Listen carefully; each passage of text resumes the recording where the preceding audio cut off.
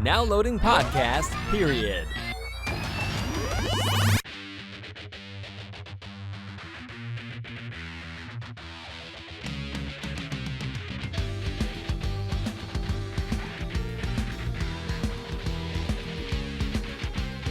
Hello, everybody, and welcome to Podcast Period, the internet's stupidest podcast. My name is Ben, and with me today, as always, is my co-host David. What's up, guys? Today we are doing another movie review, mostly because we didn't have enough time to put anything else together. So forgive us for doing two in a row. This time we're doing John Wick, which is a 6-year-old movie at this point, but David hadn't seen it, and it's probably one of my favorite action movies of all time. So, I introduced it to him while I was on vacation up in Tennessee. We haven't talked about it at all yet, so I'm not sure how he felt about it, but we're going to get into that now. We've got a couple other things we're going to talk about, but first things first, we'll get into the synopsis, and then we'll start talking about the movie. Legendary assassin John Wick retired from his violent career after marrying the love of his life. Her sudden death leaves John in a deep mourning. When sadistic mobster Yosef Tarasov and his thugs steal John's prized car and kill the puppy that was a last gift from his wife, John unleashes the remorseless killing machine within and seeks vengeance. Meanwhile, Yosef's father, John's former colleague, puts a huge bounty on John's head. So, what did you think of the movie? It didn't take very long before I was like, oh my god, I can see why he loves this movie so much, and I don't understand why a certain somebody, who shall not be named, Yeah. couldn't stand it and kept saying it was boring and terrible, because it was fun. I mean, golly, the stuff that goes on. Mm-hmm. I was like, oh, don't ever piss this guy off, and don't have him come after me. my favorite part of this first movie is just the way that he's this seemingly normal guy at first, and then as soon as something happens to him, you slowly start to put the pieces together about how dangerous he was in his past life and still is. It's really, I don't know. I found the way that they built him up as a character very, very interesting. Yeah, you mentioned that while we was watching the movie, and I wholeheartedly agreed with it then, but found a much larger appreciation for it once the movie got going and we got closer to its conclusion. It was like, damn, this guy, I swear. Mm-hmm. How nice of you to join us, Craig. Good job, Craig. About 5 minutes too late. We've already started the podcast. Good job, my guy. I really, really, really enjoy this movie. I think I like the first one better than the sequels, but the sequels are still really, really fun too. And the action sequences in all three of the movies are fabulous. Especially the third one. There's a lot of like knife fights in the third one. A lot of up close hand-to-hand combat. Those scenes are beautiful as far as like the choreography goes and everything.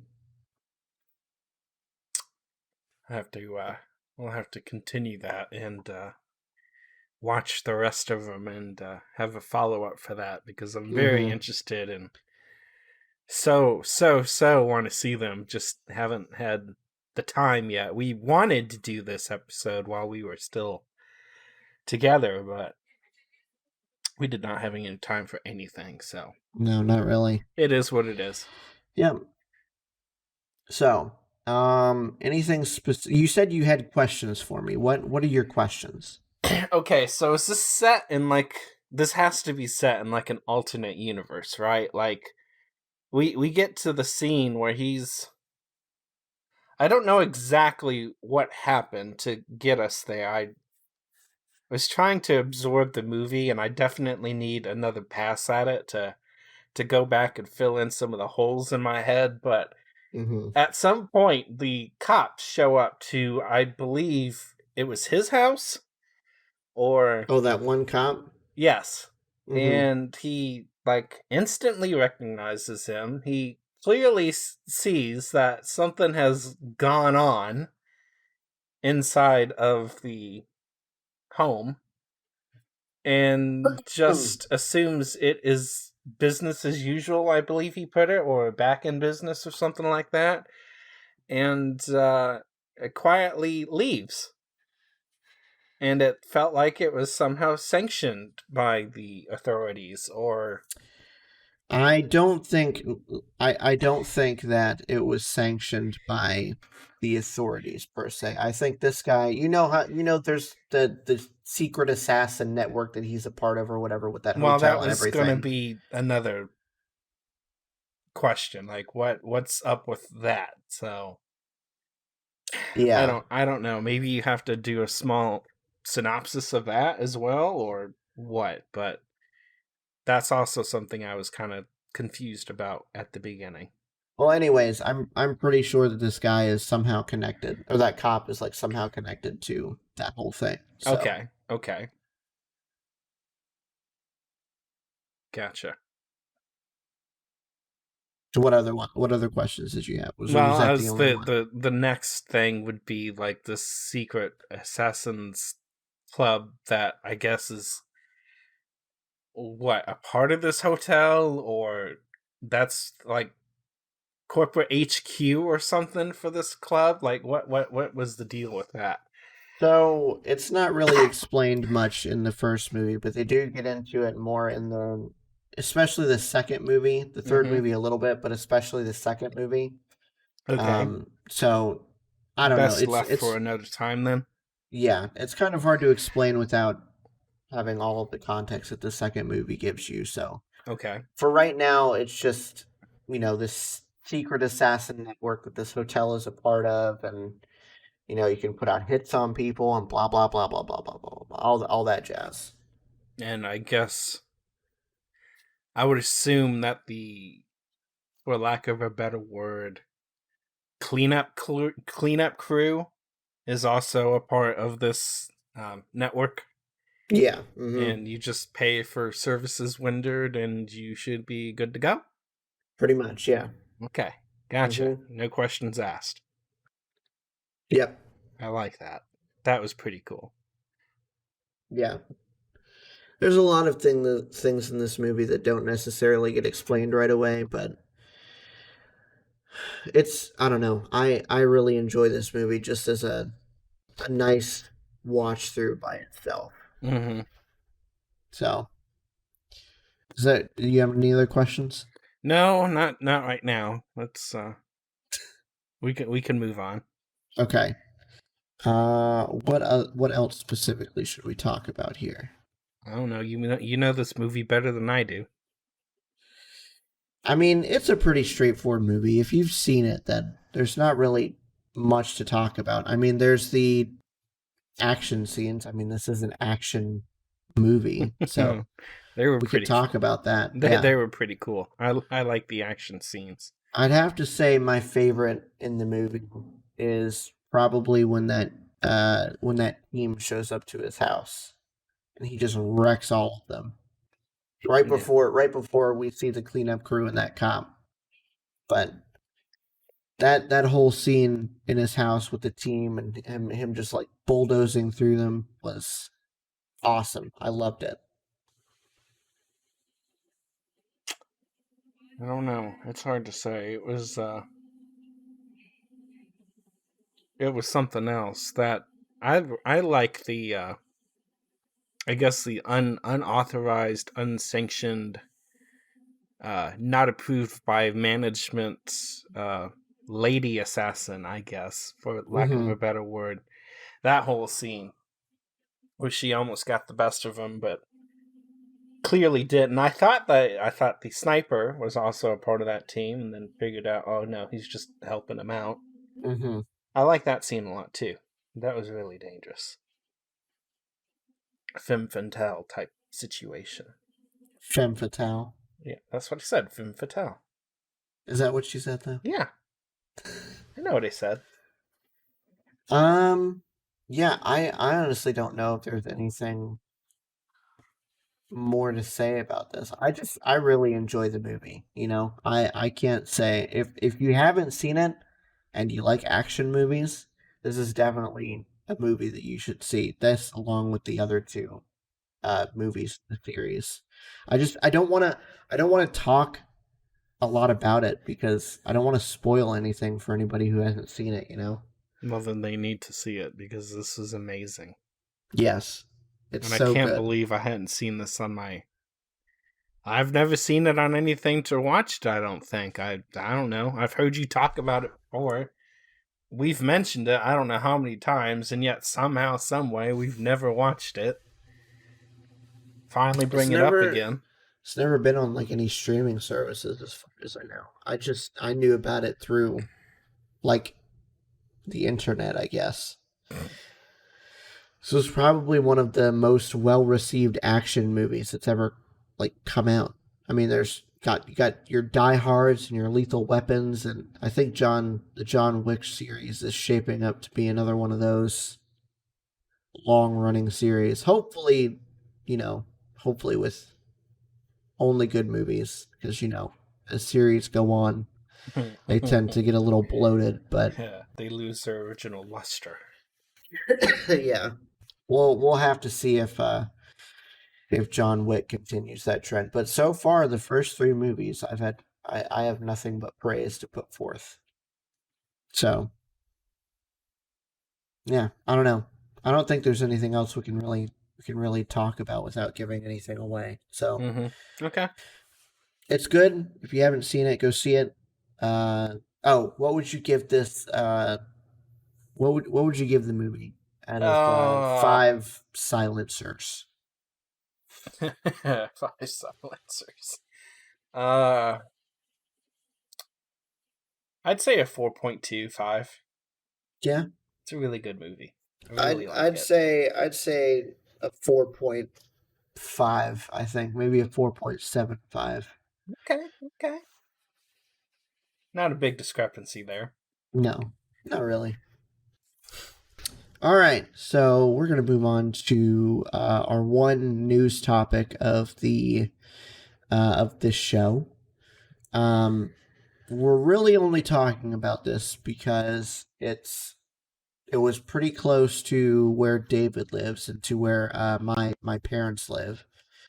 So if you guys haven't heard about it, we're going to talk about it now. I'll let David take the lead on this one because I think he knows a little bit more about it than I do. And also, it took place like in the same state that he lives in. So, So Ben lied as to why we're covering this. We're really covering this because it's another way for me to bash AT&T. Yeah, sure, that too.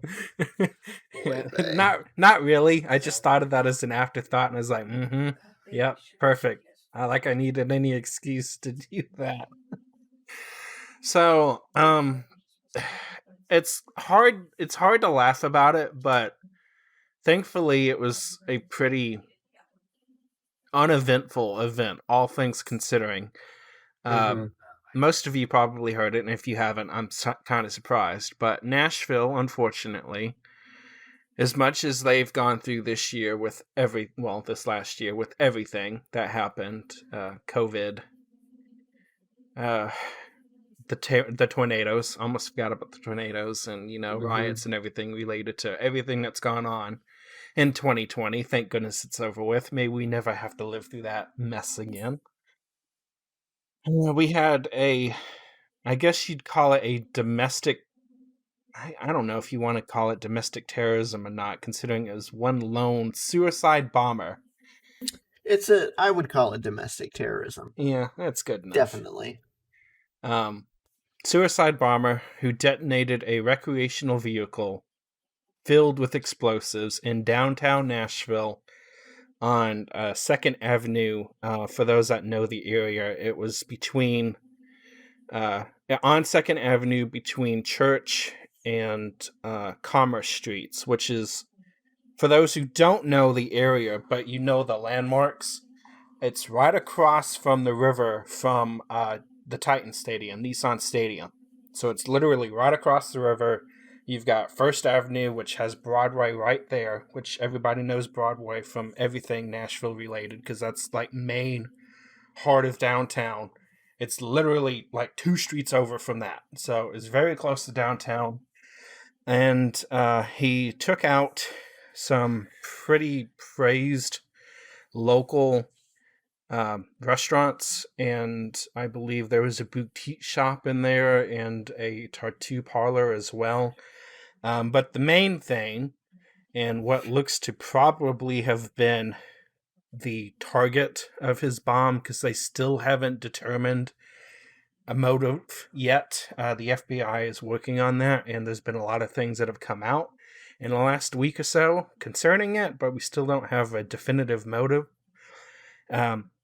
Detonated right next to a huge 15-story AT&T data center. So it's not the AT&T tower that most people know as the Batman building in downtown. It's just a couple of streets over from that. It's this big, huge 15-story red brick building that looks like nothing. Like there's no windows really to it. You wouldn't know what it was unless you knew what it was. It's not very descriptive. They have a little AT&T logo on the first floor at the entrance of it, and that's really it. So it's pretty blended in for the area. When they built it, they had to do facade modifications because people said it looked ugly for the area. So that's what they did the red brick facade for. Took out AT&T service for literally the entire middle state of Tennessee, southern Kentucky, northern parts of Ohio, northern parts of Alabama and Georgia, and I think got as far as Lexington, Kentucky as well.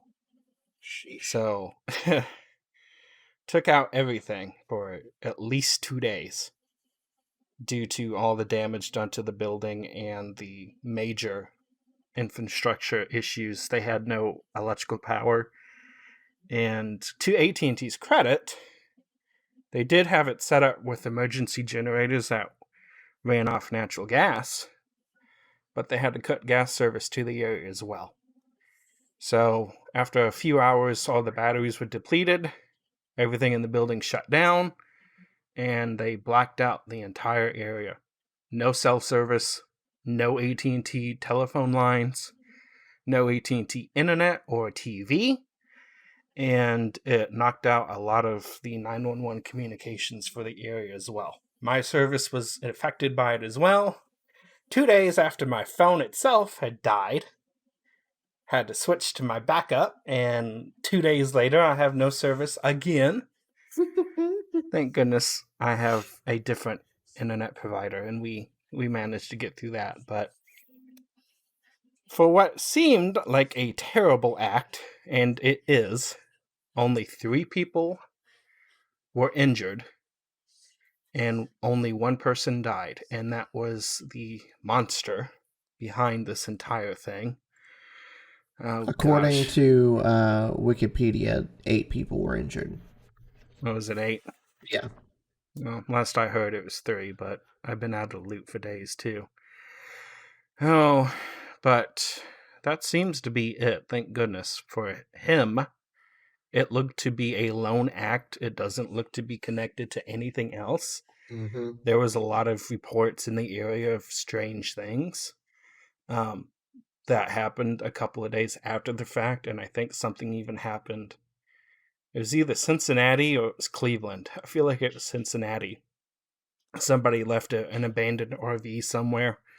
Freaked people out, obviously, because of the timeline and being as close to it was to the day after. I think it was the day after. But it looks like it was just himself, a Mr. Anthony Quinn Warner, who was 63 years old and a longtime resident of Nashville. Had his remains found in the wreckage, and it doesn't look like anybody else was involved. They still don't know his motive, so we don't know if he was targeting AT&T or if it was just a fluke and that's just where he happened to do his thing. It doesn't look like he was targeting people because there were warnings and things coming from the RV. There was reports of gunshots. They don't know if they were actual gunshots or if it was recordings of gunshots that came from the RV at about 5:30 in the morning, and police were called to investigate. And there was warnings coming from the vehicle that the vehicle contained a bomb. Something about, if you can hear this message, you need to evacuate the area, and that went on for like about an hour or so before at 6:30-ish it detonated. Luckily, no officers were severely injured. I know one had some hearing issues related to it. I don't know if that ever cleared up or if it's going to be a permanent thing or not, but if he was planning to attack anything else besides AT&T, he clearly didn't work. Yeah. So that's the only explanation I could think of, because why else warn people, and why not just go for a more critical part of downtown if you're trying to do something to the city itself?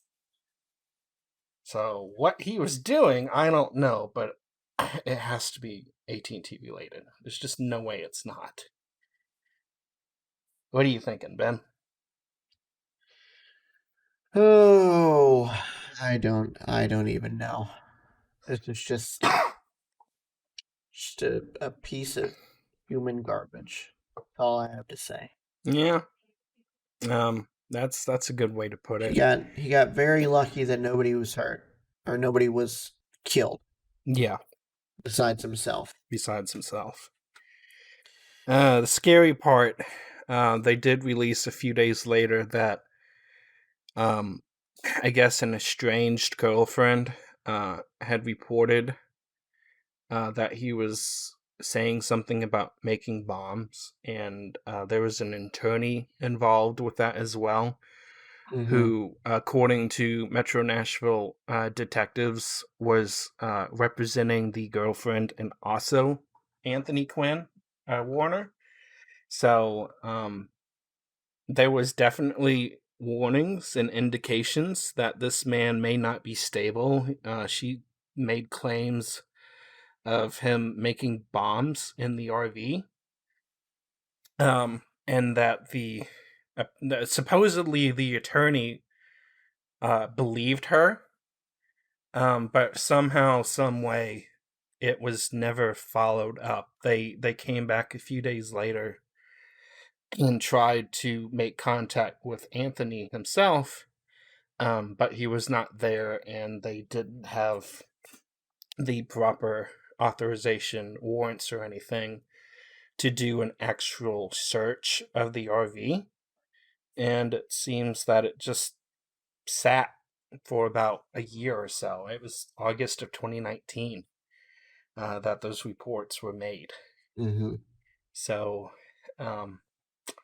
not sure how that's going to turn out, but apparently everything else, there was even a request to the FBI to do like a search, background search and stuff, and nothing had been found.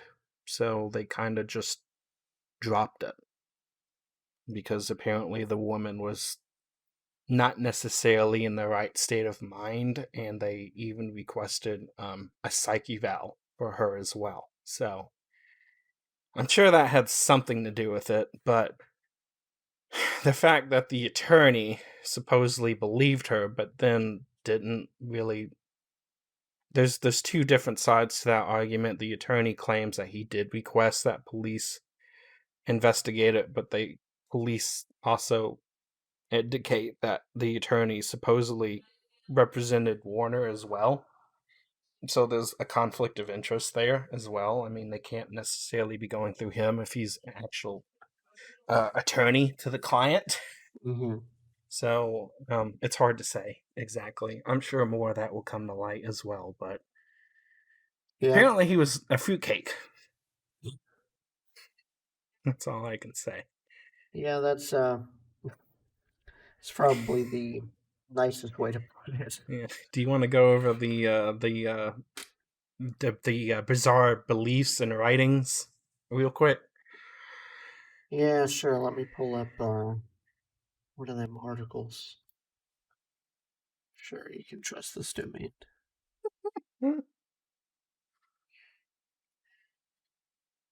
All right, so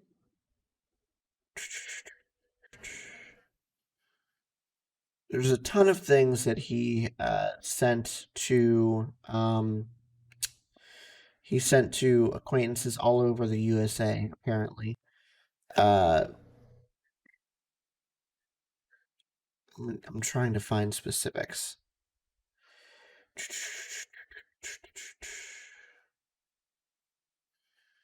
On another page, Warner wrote about 9/11 conspiracy theories, ending with the statement, "The moon landing and 9/11 have so many anomalies they are hard to count." Warner later wrote that September 2011 was supposed to be the end game for the planet, because that is when he believed that aliens and UFOs began launching attacks on Earth. He wrote that the media was covering up those attacks. But Warner's writings grew even more bizarre when he wrote about reptilians and lizard people that he believed controlled the Earth and had tweaked human DNA. They put a switch into the human brain so they could walk among us and appear human. While Warner's writings cover a variety of bizarre theories, he never mentions AT&T or anything else that appears to suggest a motive in the Nashville bombing. Warner did write extensively about perception, adding that everything is an illusion and there's no such thing as death. While News Channel 5 believes summarizing Warner's letters will provide a better understanding into a state of mind, WTVF has made the decision to not publish them in their entirety. We are attempting to balance shedding light on his mindset prior to the bombing with not giving him unnecessary notoriety. We reached out to the FBI about these letters. Special Agent Jason Pack sent News Channel 5 this statement. We are aware the suspect sent materials which espoused his viewpoints to several acquaintances throughout the country. We're asking those who received these to contact the FBI at 1-800-CALL-FBI. So, yeah, he was, like I said, fruitcake is the nice way to put it. This man was insane. Like, I legit don't know how he could, how anybody could put any of this junk in writing. Oh my god.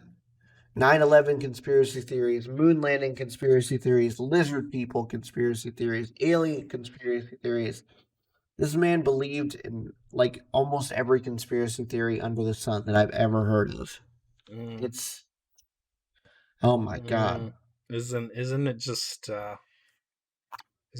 enlightening knowing that there are people, these tinfoil hat wearing crazies? I mean, I understand maybe believing and actively seeking out knowledge in some of the conspiracy theories that are out there, whether it be, moon landings or stuff about JFK assassination or I mean, I understand stuff like that.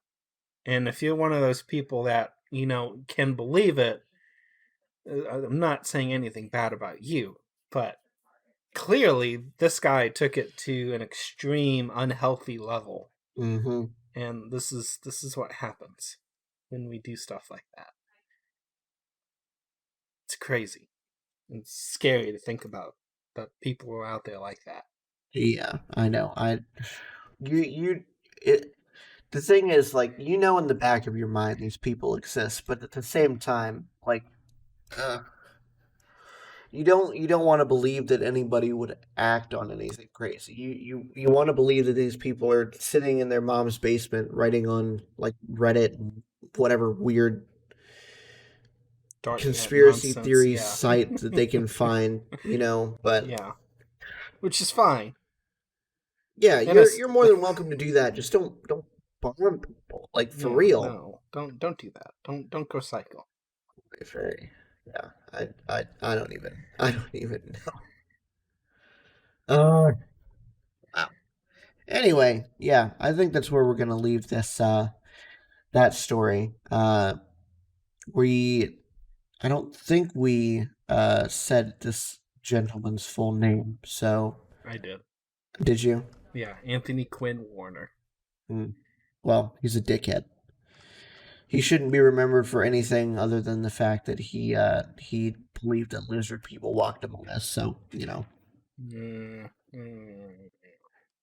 Rest in pieces, you dickhead. Somebody's going to have a mantle to this guy and worship him, though. You know that's going to be the case. God. Yeah, I know. Some idiot out there. I know. All right. Well, we're going to leave it there. We've got some trailers that we're going to watch through, you know, do our usual rating thing to kind of lighten the mood a little bit. The first trailer that we've got for you today is Coming to America, or Coming to America 2. I'm not sure how to pronounce that. You must heed my words before I'm gone, my son. Now, you will be king. But the throne must pass to a male heir. Hakim, it appears you have a son. He must be found. Prepare the royal jet. We are going back to America. Oh, hell no, Your Majesty. Come on! It is so good to see you. Well, I be damn. Look who done come up in here. Hey, escuta quem tem Ebola. Famine and blood diamond. Nelson Mandela and Winnie. Those hungry babies with the flies on the face. Hey, that's too much. Now, you stepped over the line. Now, we won't be talking that kind of shit about the hungry babies. You're going to have to get out of my chair. Politically incorrect. So what you doing back here, Hotel Rwanda? I'm back. Say it again. I feel right. Feel good. Bang. Okay, so what'd you think? Have you seen the original Coming to America? I don't think so. You haven't? No. If it's anything like the original, it's going to be really, really funny. Okay. There's not enough going on in this trailer besides you get the premise of the movie, and you have the long scene in the barbershop, which is a callback to the original. So that's why it's in there. It's been a long time, at least as far as I can remember, since we've had an actor play a whole bunch of roles in a movie, like in this one. It's at the tip of my tongue too. What else am I thinking? Who else am I thinking? The last one that I can think of is that awful Adam Sandler movie, Jack and Jill. Okay. Wasn't thinking of that one. Trying to think of who I am thinking of where. Well, I think the most funny adaptation of anybody doing another character in the movie, I think, would probably be Dick Van Dyke in Mary Poppins, where he played not only the chimney sweep, but Bert, the chimney sweep, and everything else that he is, but also the head banker. That was a really, really funny adaptation of another character, and one of my favorite ones. I think Eddie did a lot in the original one too. I think, not positive. I feel like he did though, but there's just not enough in there to know. That whole 5 minute. Well, it's not 5 minutes, but it felt like 5 minutes of nothing but the barbershop scene. Doesn't give you a lot to look at for the rest of the movie. So, I'd say probably wait for review this one. That's what you're thinking? Yeah. That's how my feelings are so far. It looks funny, but I mean, like you said, there's not enough in the trailer for me to form an opinion necessarily yet. I know. So I understand. I think I would see it just out of the fact that I've seen the original and I like the original. If it wasn't for that, I'd probably be in the same boat as you. Whereas I'd wait for a review, because this trailer isn't helping. Yeah. But given that I know the original, I'm going to give it benefit of the doubt. All right. Well, our second trailer is for a movie called No Man's Land. My dad says we don't live in America. We live in Texas. I got narcos and smugglers on my property every day. Drugs and guns in our backyard. Saving the rich is not your job. This is our home. Get the hell off our land! I don't want to lose it. We're just passing by. We want no trouble. Are you on? Sir. Get down. Dad!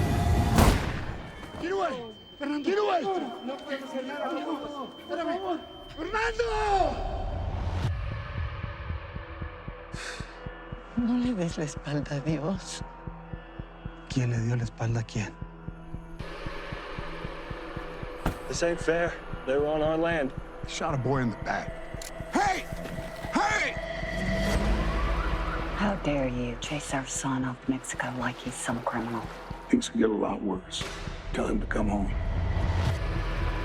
No father should bury his son. Mi padre. No soy nada.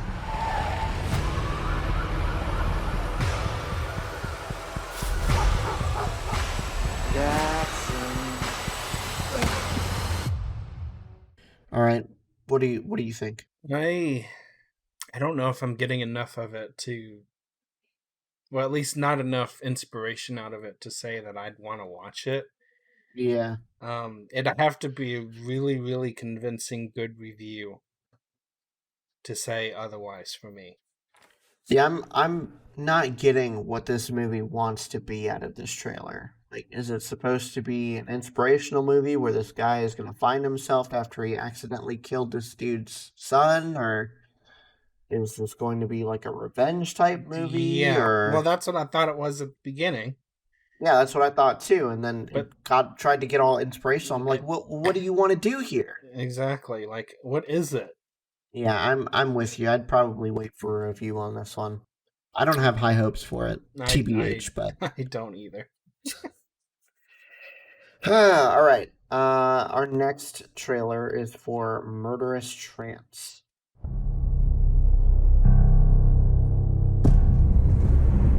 Put your hands up. You. Fill the briefcase.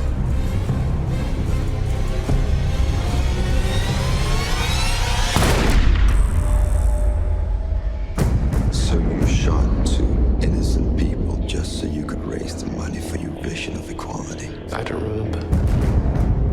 In hypnosis, you can set locks in the mind. Nielsen has cleverly implanted a code. It could be a sign, a memory, a voice. Can we find another way to break this lock? You get to manipulate and use me if you let me to do the same to you. Concentrate on my voice. 5. Are you spying on me? 4. He knows I'm your wife. See, he's manipulating you. 3. All of your failings are erased. 2. 1. We're trying to help you.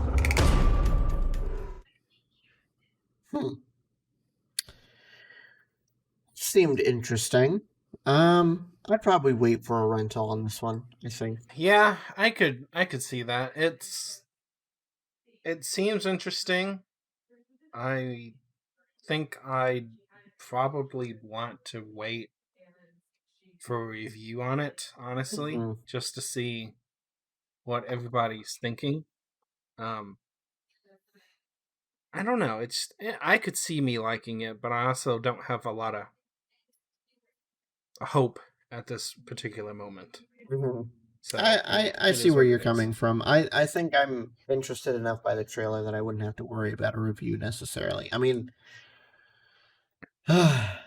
you never know until you see it. So yeah, for now, I'm gonna say wait for rental. Gotcha. I am interested to see. I don't know how the heck you'd say his name. I guess it'd be Raid or Radi or whatever. The older gentleman. Sounds like he's almost got a Russian accent. Mm-hmm. I am interested to see him in something else, but other than that, I don't know. Wait for a review from me. All right, our next trailer is for The Little Things. You know him, didn't you? Then you had that one little feeling. But you waved it away. You should have listened to that one little feeling. Just like I'm listening to you now. You can talk to me. I'm all a friend you got. You're not exactly a department favorite. Things probably changed a lot since you left. You still got to catch him, right? Yeah. Not that much has changed then, right? I can assure you all we are taking a 24/7 all-hands-on-deck approach to these cases.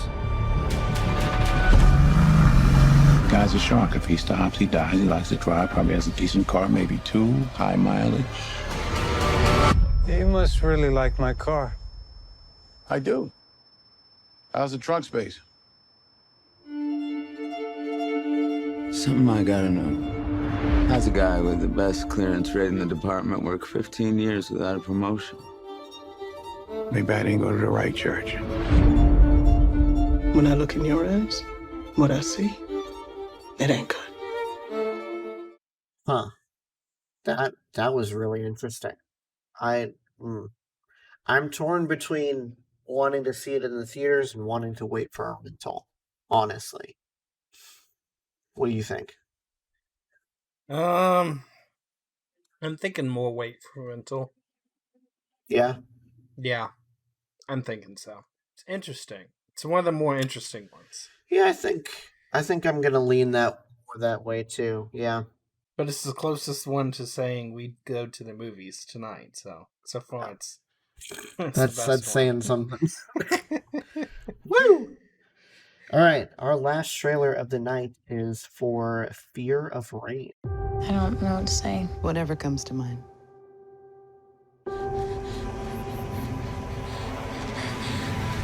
Well, let's start with what you remember, then.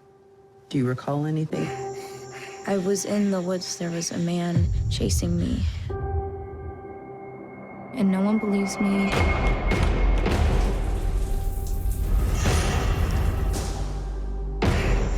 And it makes me question whether it's just in my head, even though I know it's real. Do you think it's possible that you might be projecting your own fears?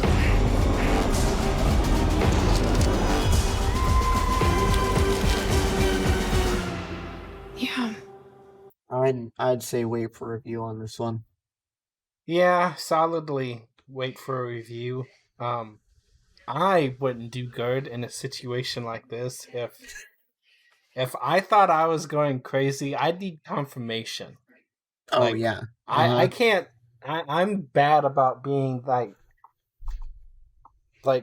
paranoid that I'm the only one that thinks a certain way, or like I'm the only one that sees it like this, and damn it, I'm going crazy because I know this can't be it. So I need confirmation I'm not the only one. And like the idea of it being something like projecting your own fear out there, be like, no, I can't handle this. If I'm going nuts, you need to confirm that I'm going nuts. So yeah, no at kidding. least somebody else knows it too. Mm-hmm. And it's not just sheer paranoia taking over or something like that. All right, well, I think that is where we're going to end this episode. Thank you guys so much for watching, or for listening, whatever. We'll be back within a couple of weeks with a brand new episode, as always.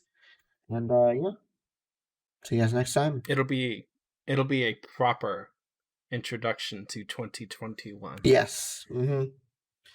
May it be much, much, much more relaxed. Let's hope so.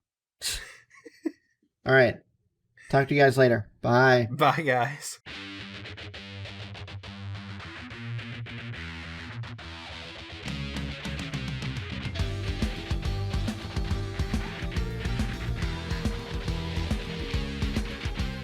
Thanks for listening to this episode of Podcast Period. This episode was hosted and produced by Ben, co-hosted and edited by David. You can contact Ben on Twitter at BenPlaysVidges. That's Ben Plays VIDYAS. And you can contact David on Twitter at Car6by16. If you'd like to chat with us about any of the topics on the show, you can hit up the show at Podcast Period on Twitter or shoot us an email at podcastperiodpodcast@gmail.com. We also have a new website that has launched featuring new articles written by us, as well as links to all the episodes. Please visit that at podcastperiod.com. Want to do more for the show but aren't sure how? We have a Patreon. For as little as $1 a month, you can get early access to episodes and so much more, and support the show while doing it. Just go to patreon.com/podcastperiod. That's all for this week. We'll see you next time.